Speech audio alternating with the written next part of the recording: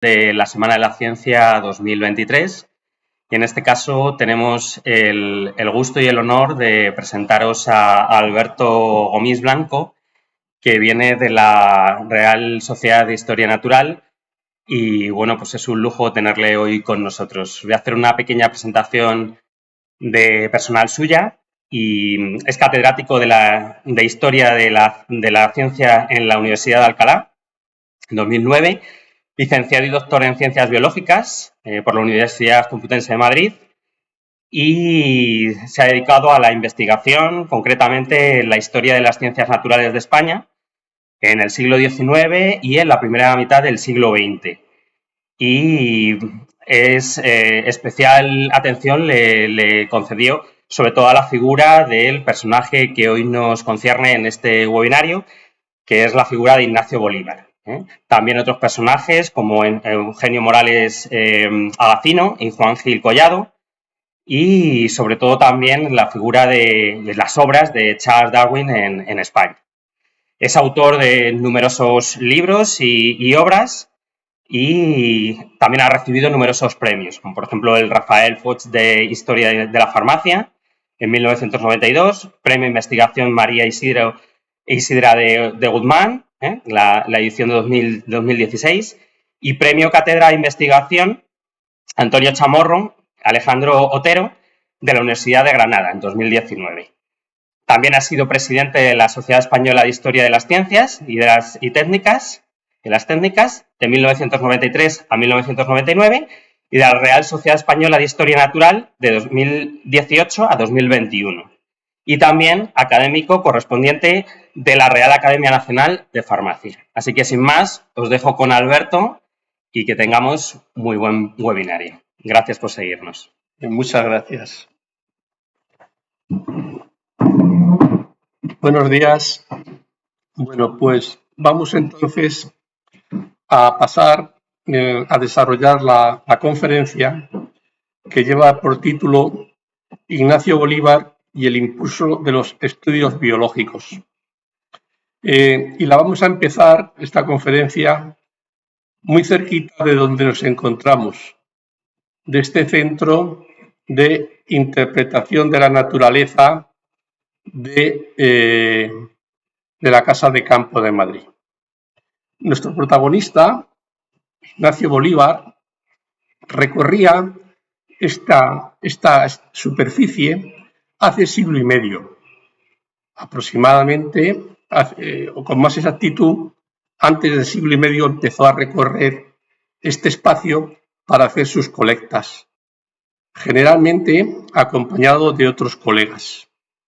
Y muy cerquita de donde nos encontramos, tal vez a 200, 300 metros, en el año 1872 encontró en las proximidades del arroyo de los Meaques unos restos de tortuga fósil. Y estos restos los iba a comunicar en la sesión que la Sociedad Española de Historia Natural celebraba el día 24 de julio de 1872. Y lo hizo de esta manera. El señor Bolívar participa a la sociedad que en una excursión que ha hecho a la Casa de Campo, en compañía de los señores Boscá, Calderón, Larrinúa y López Lezcano, había hallado en las paredes que forman el cauce del arroyo de los Meaques algunos restos fósiles pertenecientes a una tortuga y que haciendo investigaciones a corta distancia descubrió el señor Boscá, era un valenciano, Eduardo Boscá, uno de estos reptiles incrustados en las arcillas del terreno terciario, que en este punto se encuentran limitadas superiormente por una delgada capa de caliza de escasa consistencia. Seguía diciendo el interés que este hallazgo tenía para la ciencia y las dificultades con que se encontraban para poder extraer los restos de tortuga sin que estos se fracturase. Bien, la Sociedad Española de Historia Natural hablaremos muy pronto dentro de ella, pero no fue la única que se hizo eco del descubrimiento hace siglo y medio. La prensa también. La Nación, en su edición del día 3 de agosto, Comentaba cómo en el terreno terciario de la casa de campo, y en el arroyo llamado de los Meaques, acaba de descubrirse una tortuga fósil de dimensiones colosales y como no se conoce en museo alguno de Europa. El descubrimiento se debe a don Ignacio Bolívar, joven naturalista e individuo de la Sociedad Española de Historia Natural, que ha inaugurado con tan fausto suceso sus tareas. Veremos que acaba prácticamente de crearse. Cuando este curioso fósil ofrezca las condiciones apetecidas, se dará a conocer de manera científica que conviene a su notoria importancia. Bueno, naturalista joven, Ignacio Bolívar, tenía en esos momentos 22 años, pero el descubrimiento no lo iba a terminar de aclarar él, sino que prácticamente tendrían que transcurrir medio siglo hasta cuando esa tortuga fósil de tan grandes dimensiones fue dedicada a él precisamente por el geólogo Eduardo Hernández Pacheco. Eduardo Hernández Pacheco lo tenemos al final de esta imagen, junto también con el también geólogo y paleontólogo José Rollo y también el ayudante Francisco Molina. Los descubrimientos de tortuga, de restos de tortuga fósil, fueron abundantes en prácticamente casi toda la provincia de Madrid. Pero fue en el Monte del Viso, en Alcalá de Henares, donde consiguieron sacar ejemplares como el que tienen en esos momentos en la mesa del trabajo. Hernández Pacheco denominó el género testudo bolivari en honor a Ignacio Bolívar, aunque con el tiempo las nuevas nomenclaturas han hecho cambiar el genérico, pero se sigue conservando el específico. Por tanto, esta es la aportación inicial del joven Ignacio Bolívar, muy joven. Había nacido el 9 de noviembre de 1850 en la calle Ita, una calle céntrica de Madrid, muy cerca de la Plaza del Callao. Sería una de las calles que fueron derrumbadas para dejar paso a la Gran Vía años después. Y en esta situación, en esta zona céntrica de Madrid, Ignacio Bolívar pues pasó sus primeros años, su infancia y su juventud, hasta que llegó la hora de emprender los estudios universitarios. Los estudios universitarios que van a tener en ese momento diferentes sedes. Por un lado, el edificio de la calle San Bernardo, donde estaba instalada la Universidad Central.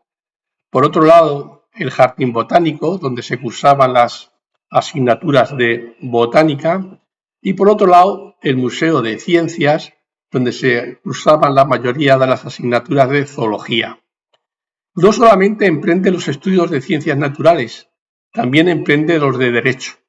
Los de ciencias naturales por su interés personal ya en ese momento y los de derecho pues diríamos que porque la familia quería que se buscara un medio de sustento y pensaban que con las ciencias no eran suficientes.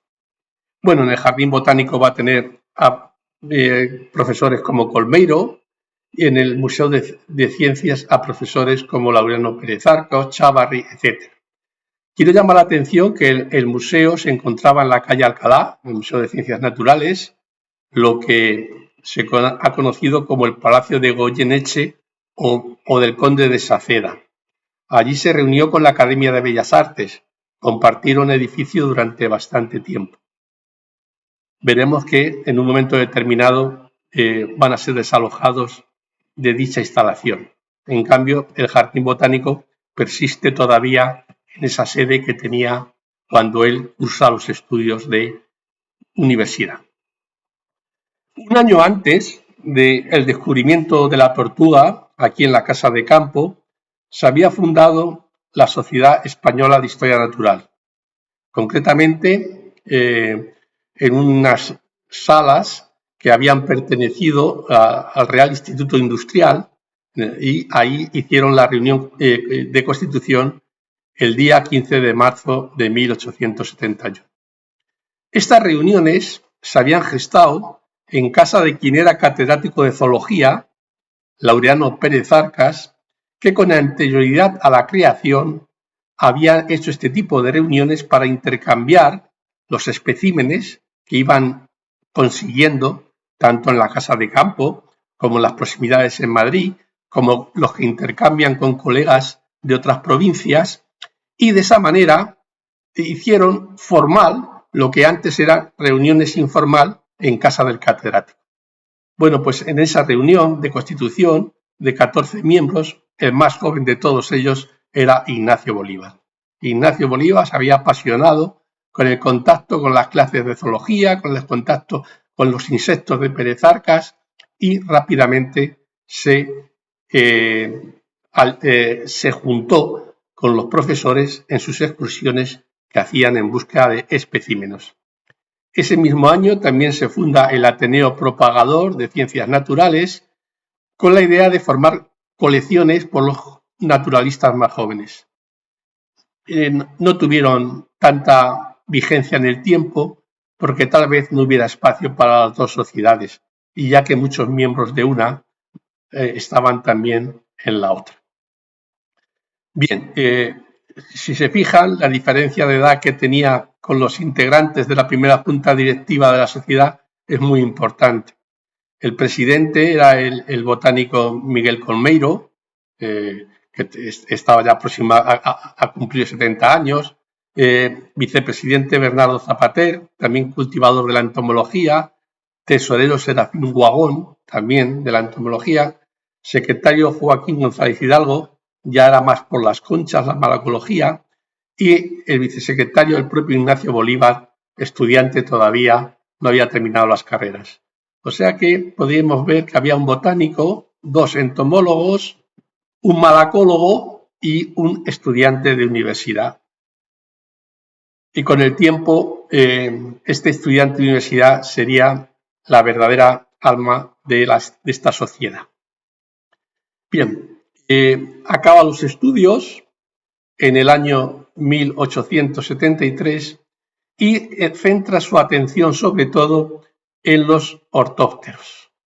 Y ese mismo año publica un trabajo en la Sociedad Española de Historia Natural, en los anales, como se llamaba en aquella época, su publicación sobre ortópteros de España nuevos o pocos conocidos.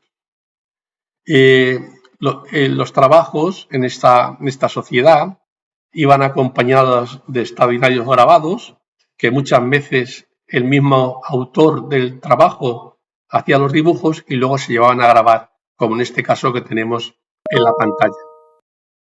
La fotografía que tenemos en este caso de Ignacio Bolívar permite datarle estupendamente, porque lleva la fecha de 1876. O sea que es al poco de terminar la licenciatura y justamente cuando ha entrado de ayudante en el Museo de Ciencias, todavía en la calle Alcalá. 2 años después, bueno, 2 años después de entrar de ayudante, en 1877, obtiene la cátedra de articulados de la Universidad Central. Bueno, pues una vez que ha ocurrido esta introducción, los cambios van a ser muy importantes tanto en la enseñanza en la facultad como también en el museo. En el museo, al tiempo que ostenta la cátedra, pues es también el encargado de la colección, diríamos, de artrópodos. En este tiempo que ha obtenido la cátedra, está publicando un largo trabajo en los anales de la Sociedad Española de Historia Natural con el nombre de, o con el título mejor dicho, de Sinopsis de los ortópteros de España y Portugal. Es un trabajo que publica a lo largo de varios fascículos. La sociedad editaba el volumen de anales generalmente en 3 cuadernos con fascículos, y a lo largo de estos 3 años, de 1876 a 1878, va a llevar a cabo la publicación de este amplísimo trabajo que va a revolucionar los conocimientos que se tenían sobre los ortópteros en España.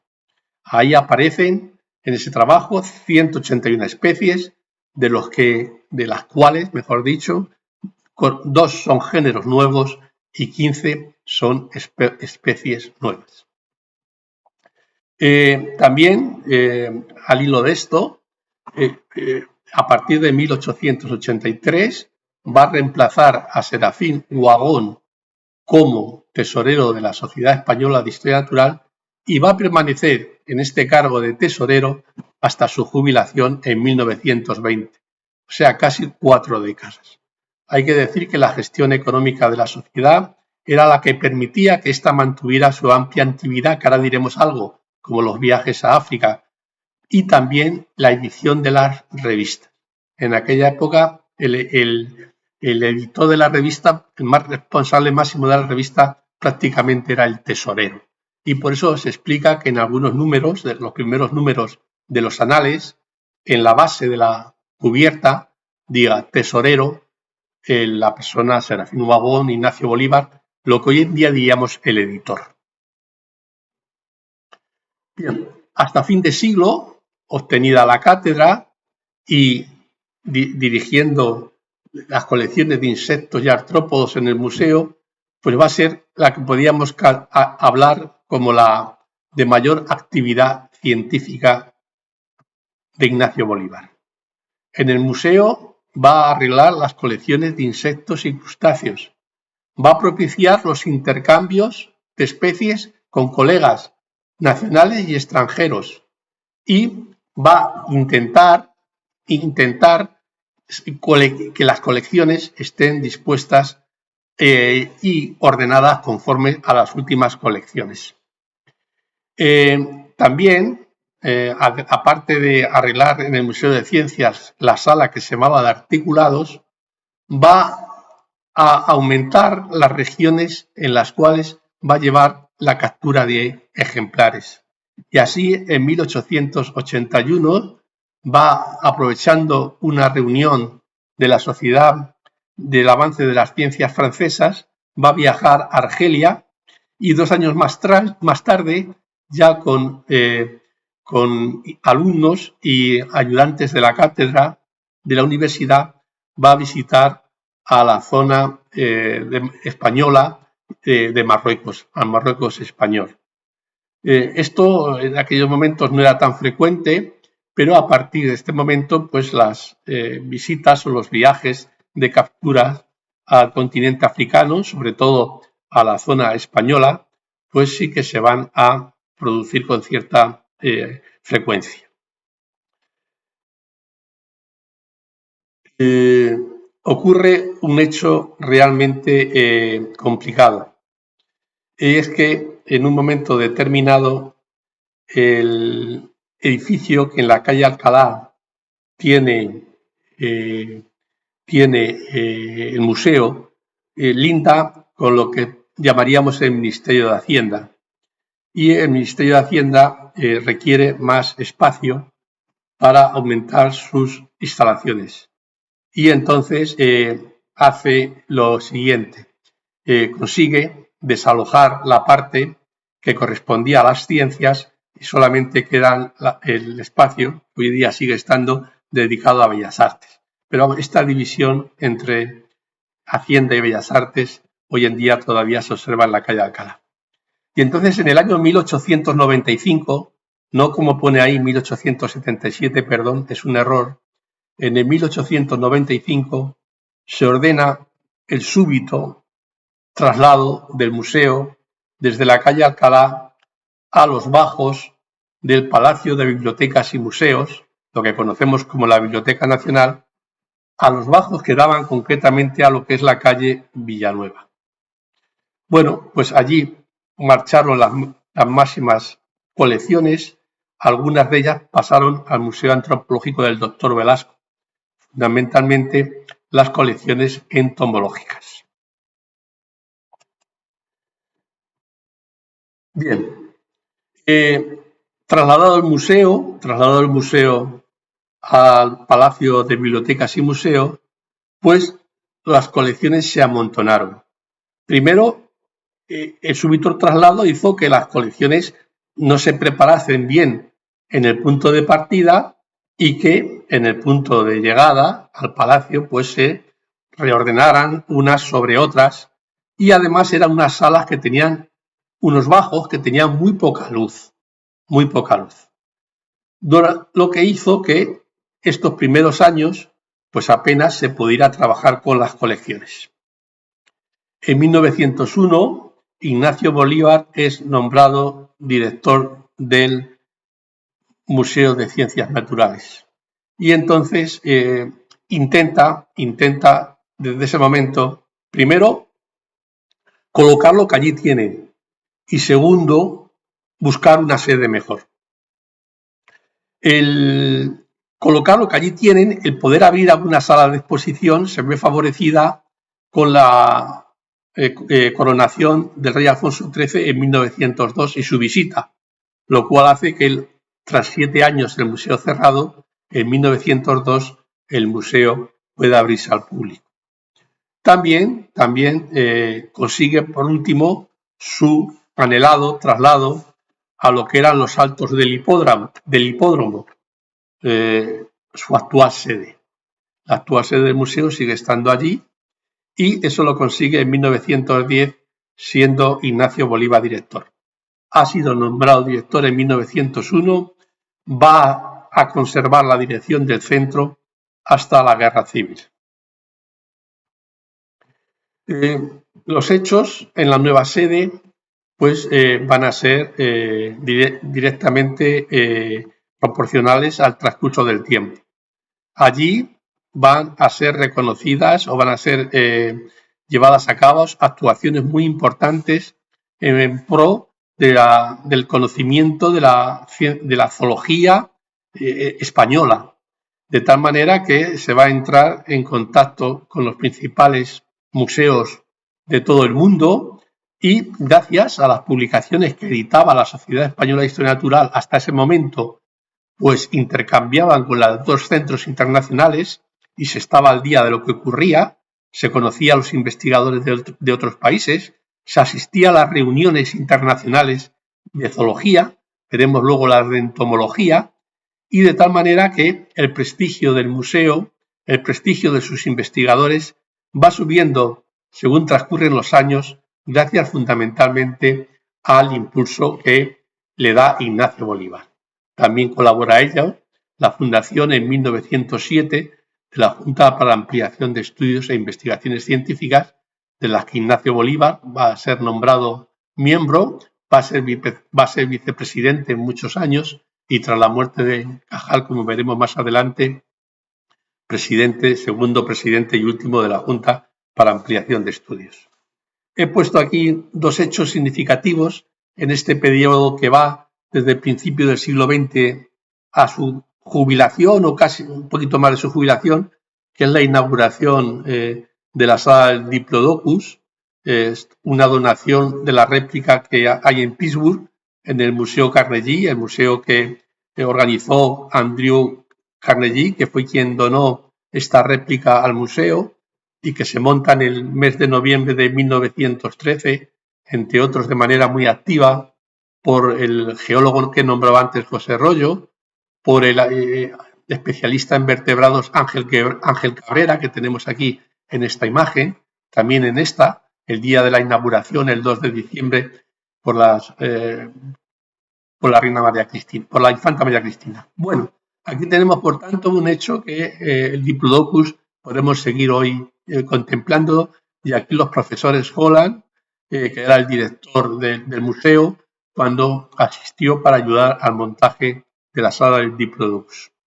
Y la otra fecha que he reflejado aquí, hasta 1921, es la del 25 de mayo, en que tuvo lugar la celebración del 50 aniversario de la fundación de la Sociedad Española de Historia Natural. La presencia del rey, Alfonso XIII, del primer ministro, Manuel Allende Salazar, realza el alto en el que pueden ver ustedes cómo Ignacio Bolívar aparece entre las dos figuras emblemáticas de la celebración, el rey Alfonso XIII y el ministro Manuel Allende Salazar. Bien, seguimos entonces con la presentación y hemos visto que se acababa de jubilar de la cátedra. Ese momento de la jubilación de la cátedra coincide, por tanto, con lo que debía haber sido el final de la dirección del jardín del Museo de Ciencias después de estos 20 años. Sin embargo, Santiago Ramón y Cajal, como presidente de la Junta para Ampliación de Estudios, se dirige al ministro de Instrucción Pública rogándole que haga una excepción y que le permita continuar dirigiendo el museo, a lo que el ministro accede a los pocos días. Aquí le tenemos en esa etapa retratado con su hijo Cándido Bolívar Piltain, que va a ser su sucesor en la universidad. Va a continuar como director del museo, pero como catedrático de articulado va a pasar a serlo su hijo Cándido Bolívar Piltain. Y no contentos con esto, no con mantener su permanencia como director del Museo de Ciencia, por Real Orden del 16 de julio de 1921 se le va a nombrar director del Real Jardín Botánico. ¿Qué explicación tiene esto? Pues la explicación es que había sido tal la labor que había tenido en el Museo de Ciencias en buscar la colaboración de los científicos del propio centro con los extranjeros, que se creyó que podría hacer una labor similar en el Jardín Botánico. Y algo pudo hacer en los 10 años que se mantuvo al frente de la dirección también del establecimiento del Jardín Botánico. Por tanto, simultaneaba durante esos 9 años, simultaneó la dirección de los 2 centros naturalistas de Madrid y en esos momentos los 2 centros enteros en España. En 1921, con ocasión de su jubilación como catedrático y como homenaje, pues los discípulos le dedicaron el libro que tenemos a la derecha. El título es Ignacio Bolívar y las ciencias naturales en España. Un libro donde, partiendo del estado en que se encontraba la disciplina cuando él empieza sus estudios universitarios, se ve el extraordinario impulso, que tomado durante esos años que estuvo él en la cátedra y la dirección del museo. No fue el único homenaje que se le va a hacer. En 1929, la Sociedad Española de Historia Natural va a publicar 2 tomos de memorias en homenaje a él, con un centenar de trabajos de científicos de todo el mundo. También se emite una moneda conmemorativa, una medalla conmemorativa, que pueden ver ustedes su anverso y su reverso en la pantalla. El reverso dice homenaje de sus discípulos y compañeros y amigos. Los reconocimientos, ya digo que aunque se salen de España, tienen también su presencia o están representados investigadores de todos los países más avanzados en ciencias naturales. Y en ese mismo año, 1929, el Ministerio de Instrucción Pública y Bellas Artes edita unos libros, no de tamaño grande, tamaño folleto, en el que representa en el que pasa revista a las instituciones científicas españolas cómo se encontraban en ese momento. Bien, pues aunque van sin título llevan, Museo Nacional de Ciencias Naturales, lo pueden ver ustedes, estado actual de la enseñanza en España, van sin firma. Está claro que este folleto lo redacta el propio Ignacio Bolívar. Y dice lo siguiente: la vida científica del museo se salvó por venir de tiempo atrás refugiándose en otra institución que desde que se creó en 1871 había vivido compenetrada con aquel, alimentándose con la misma savia, que afluía a ella en tanta mayor proporción cuanto mayores eran los obstáculos que en él encontraban para su expansión.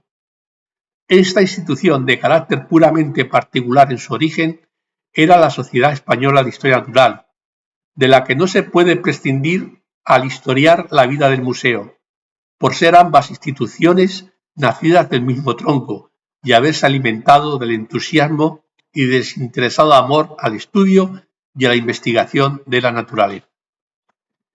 El protagonista fundamental en estas dos instituciones, una pública, el Museo de Ciencias Naturales, una privada, la Sociedad Española de Historia Natural, implica que la simbiosis es lo que ayudó al progreso de ambas y, por tanto, al progreso de las ciencias naturales en España, a la revolución que va a ocurrir en esos años en la forma de hacer las ciencias naturales en nuestro país. Y de ahí la importancia de esta figura que estamos hoy analizando. Entre los reconocimientos también en aquellos años es el ingreso en 1931 en la Real Academia Española. Con anterioridad, en 1915, como veremos también al final, pues había entrado en la Real Academia de Ciencias Exactas, Físicas y Naturales. Los reconocimientos, por tanto, en estos momentos son bastante, diríamos, unánimes. En 1934 se produce el fallecimiento de Santiago Ramón y Cajal y entonces recae en Ignacio Bolívar la presidencia de la Junta para Ampliación de Estudios.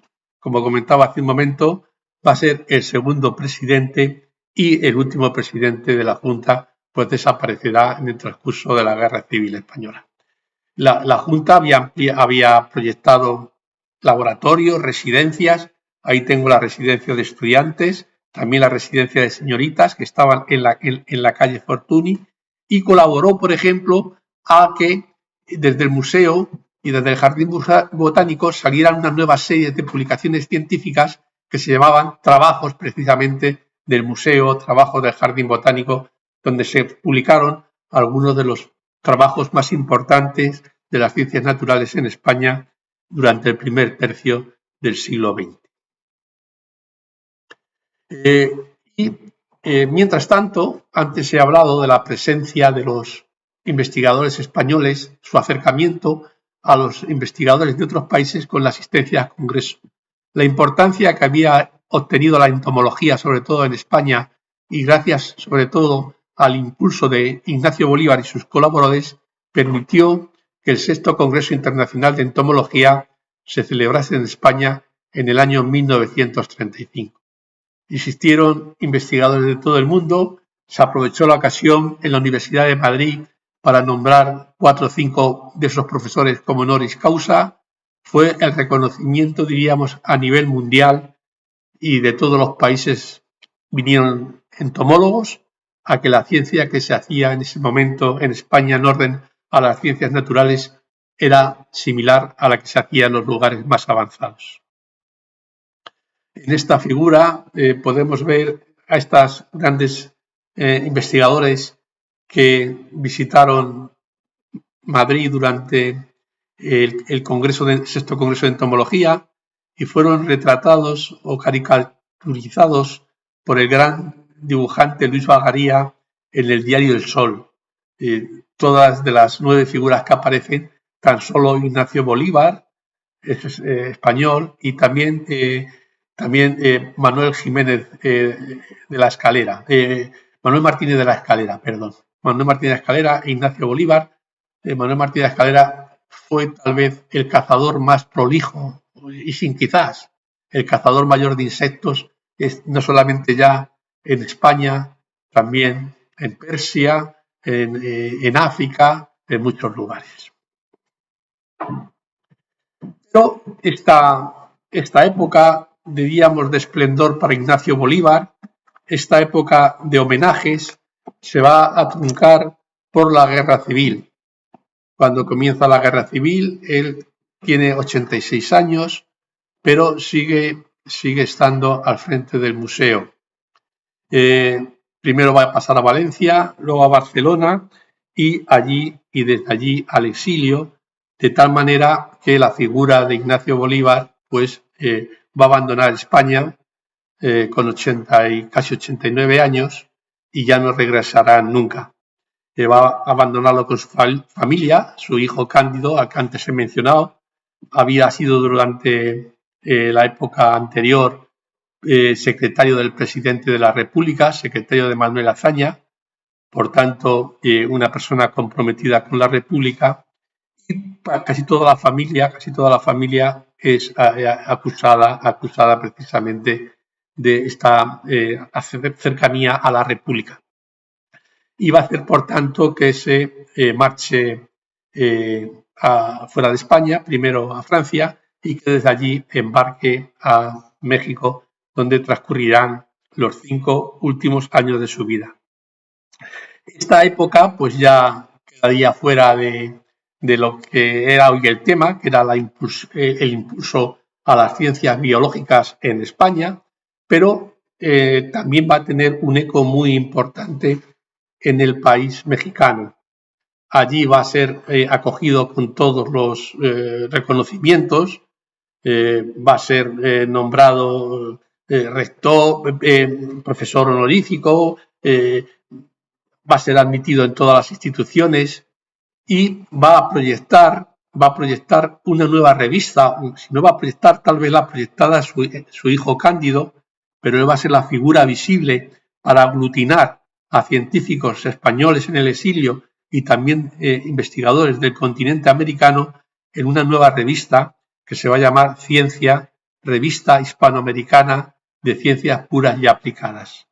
Una revista que va a tomar, diríamos, los modelos que había tenido las revistas de la Sociedad Española de Historia Natural y que a partir de ese momento va a tener un protagonismo en todo el continente americano. En estos años se ha ido deteriorando la salud de Ignacio Bolívar. Prácticamente en los últimos años la visión que tiene es muy escasa, ha ido perdiendo la visión y a pesar de alguna intervención que le hace algún médico español o oftalmólogo que está en el exilio, pues estos últimos años la visión prácticamente la tiene perdida. Bien,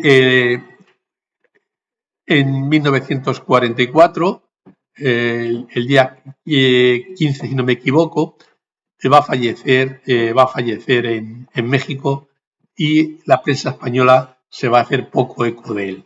Aquí tenemos un recorte de prensa. México 20, ha fallecido a los 94 años el sabio naturalista español Ignacio Bolívar Urrutia, cuya reputación era universal. Esto es, cuya reputación era universal. Había impulsado las ciencias biológicas, era una figura reconocida en todo el mundo. Fue profesor de la Universidad de Madrid. En 1929 fue objeto de un homenaje a que se asociaron sabios de todo el mundo. Los 2 volúmenes de la memoria de la Sociedad Española de Historia Natural que he comentado y la medalla que se acuñó en su honor. Bueno, llevo hablando unos 40 minutos de Ignacio Bolívar y me gustaría ahora dejar casi 5 a que nuestro protagonista sea el que tome la palabra. En 1915 había ingresado en la Real Academia de Ciencias Exactas, Físicas y Naturales y en los años 30, en un proyecto que era hacer una memoria de la palabra, pues se grabó a muchos de los científicos, hombres de artes, de letras, españoles de la época. Y se hizo uno que se llamaba el Archivo de la Palabra. Y hay un documento sonoro de Ignacio Bolívar que voy a intentar que escuchen ustedes. Academia de Ciencias, 20 de junio de 1915, que siempre son de actualidad y que conviene divulgar. Es misión de la universidad la de preparar a los alumnos que muestren deseos de dedicarse a la investigación, esto es, la de enseñar a investigar. La investigación en ciencias naturales, o sea, el estudio directo de los seres o de cuantos fenómenos naturales con ellos se relacionen, con el deseo de contribuir a su mejor conocimiento, es función aparte que requiere condiciones y aptitudes distintas de las necesarias para la función pedagógica, las que no siempre se reúnen en la misma persona. El investigador necesita aislamiento para abstraerse en su labor, sentir íntimo interés por ella, ansiedad por encontrar la explicación de un fenómeno o de proseguir un estudio determinado. Y todo esto no es compatible con la enseñanza, tal como hoy se concibe y como debe de ser, no como ha venido siendo, la mera exposición oral de una materia determinada durante una hora para proseguirla al día siguiente. Y por lo que se refiere a las clases universitarias, sobre todo si son numerosas, es necesario que el profesor reúna condiciones para mantener el orden, las que no suelen poseer los investigadores. Estas diferentes condiciones y aptitudes de las personas han motivado, por lo que respecta a los museos de historia natural, que en los principales países tengan estos museos un personal distinto del universitario, y hasta que se le prohíba el desempeño simultáneo de cátedras en la universidad.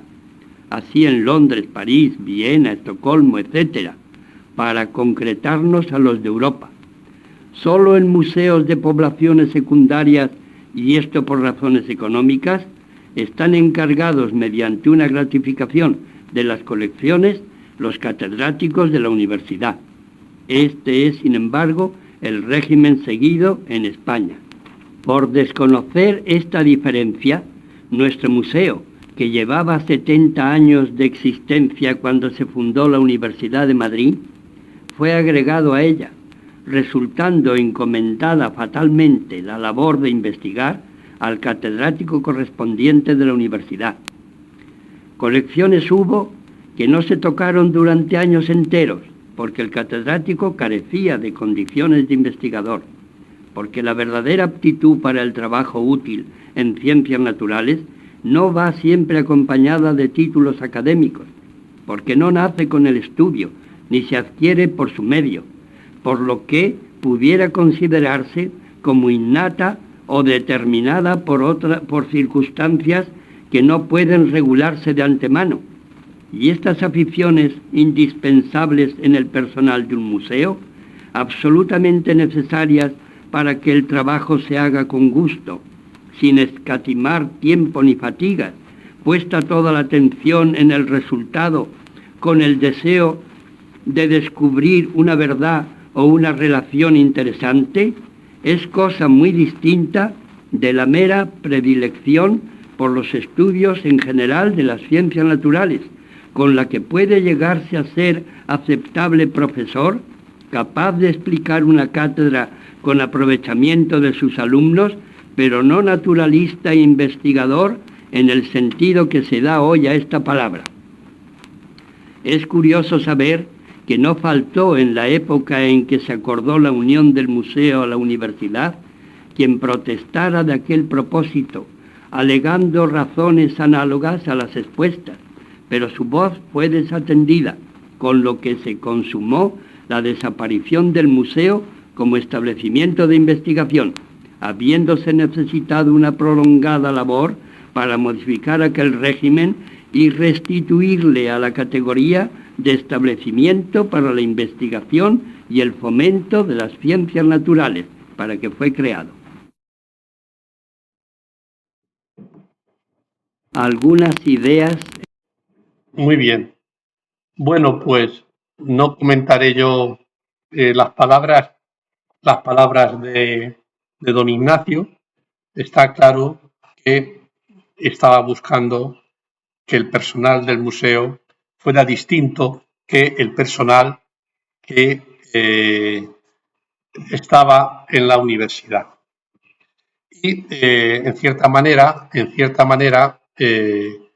pues se conseguiría tiempo más tarde, pero no en la época que él vivió. Bueno, hemos visto que se falleció en 1944 en México Ignacio Bolívar. En aquellos tiempos que estuvo fuera, pues lógicamente su nombre pues pasó bastante desapercibido en España y hace unos años, 4 años concretamente, a principios del 2019, desde el Ministerio de Ciencia se intentó hacer una rehabilitación de una serie de científicos que, entre otras cosas, habían sido desposeídos de su medalla de académicos. de su condición de académicos. Y en aquella jornada de rehabilitación asistió su nieto, Antonio Bolívar Goyanes, a que yo he tenido oportunidad de conocer en México, y junto con los familiares de otros científicos que fueron rehabilitados ese día. Una rehabilitación necesaria, pero que queda un poco ensombrecida por la nota que el propio Ministerio de Ciencia mandó a los medios de comunicación. La nota biográfica había sido tomada por Wikipedia y en aquellos momentos Wikipedia decía que había sido nombrado miembro de la Academia de Ciencias Exactas, Físicas y Naturales en 1944, lo cual era una grandísima contradicción, porque en 1944 ya estaba en el exilio.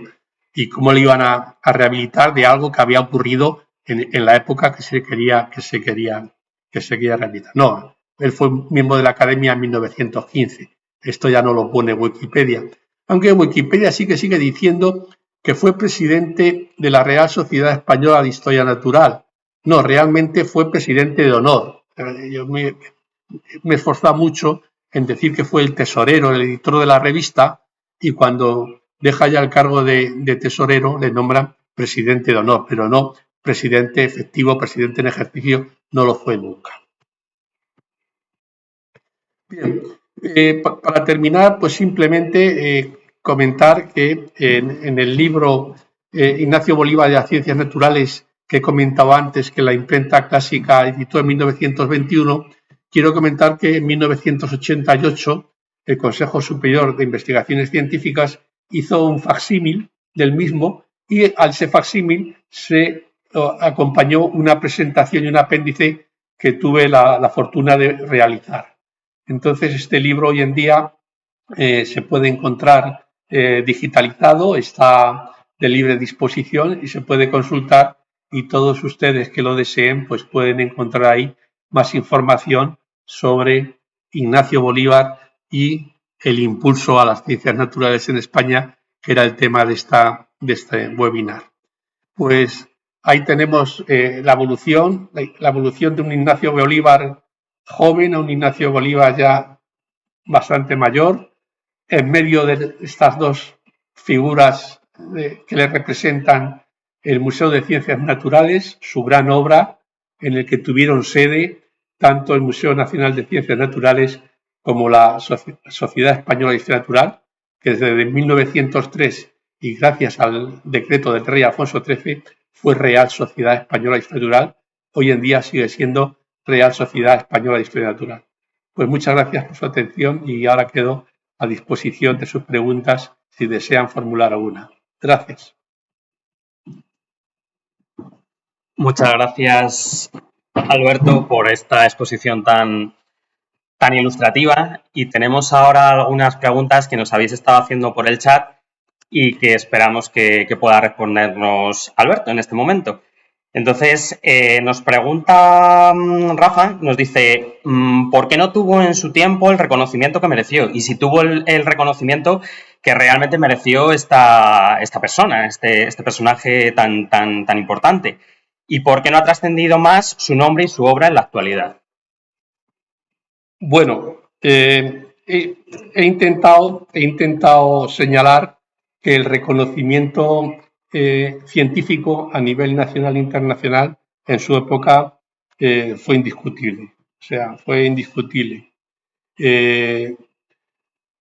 Tanto a nivel, ya dicho, científico, de hecho es que se intercambiaba comunicación con todos los científicos de todos los museos. Director del museo, 36 años son muchos años. Estaba en contacto con los principales científicos del mundo.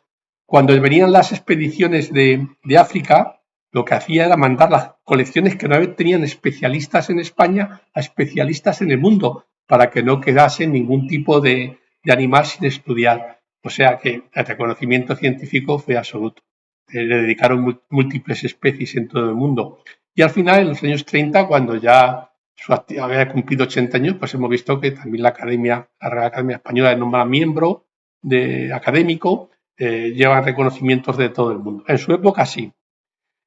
¿Por qué luego el nombre ha sido más diríamos, desconocido? Bueno, todas las figuras del exilio quedaron, diríamos, un tanto o bastante postergadas. Luego, la cultura científica en España tampoco es algo que se haya cuidado, con lo cual el recordar el nombre de nuestros grandes científicos es difícil. Yo creo que somos un país más de artes y letras y vamos buscando estas figuras. En cambio, las figuras científicas pues han quedado un poquito más postergadas. Ya digo, el reconocimiento cuando fallece Cajal, que era lógicamente el científico español más conocido y el de mayor proyección internacional, a él le nombran presidente de la Junta. O sea, era el segundo. Si me pueden decir ustedes, ¿hay mucha diferencia entre el primero y el segundo en conocimiento? Por supuesto. Cajal prácticamente tiene calles en todas las ciudades españolas y Bolívar, pues no. Desde luego. Belén nos pregunta, dice, todos conocemos la labor del Museo de Ciencias Naturales, pero ¿cuál es la labor actual de la Real Sociedad Española de Historia Natural? Sí. La Real Sociedad Española de Historia Natural a lo largo del tiempo ha tenido dos funciones y las sigue guardando hoy en día. Primero, formar la colección de ciencias naturales más importante que hubiera en el país. O sea, que el museo, como no publicaba publicaciones seriadas, no podía intercambiar. Como la Real Sociedad sí publicaba, pues entonces podía intercambiar con otros museos y llegar la información. Y esa colección hoy en día está instalada tanto en los bajos del edificio que comparten Biología y Geología en la Universidad Complutense y los fondos más antiguos en la Biblioteca Marqués de Valdecilla de la ciudad de la Universidad Complutense en noviciado, en Madrid. Esta biblioteca tiene un valor extraordinario y la sigue haciendo. Por otro lado, sigue publicando. El boletín de la Sociedad Española de Historia Natural se empezó a publicar en 1901, cuando todavía no habían desaparecido los anales, y sigue publicándose 132 años después. Luego esas dos labores las ha mantenido: formar la colección científica, editar una publicación científica. ¿Qué más hace la Real Sociedad? Pues hace unas reuniones bienales cada 2 años, que lo que hace es reunir a los naturalistas, generalmente españoles, también de otros continentes americanos o de otros países europeos, y entonces ahí hace jornadas de estudio de la naturaleza, porque se hacen en diferentes partes, no solamente peninsulares, se han hecho también en las islas, y también incluso hicimos una bienal en México. O sea que hacemos las bienales, tienen dos objetivos. Por un lado, profundizar en el conocimiento de la naturaleza de la región en la cual se realiza la actividad, y por otra, pues presentar a los investigadores los trabajos que están llevando en esos momentos a cabo. Son reuniones científicas, por tanto, de gran importancia.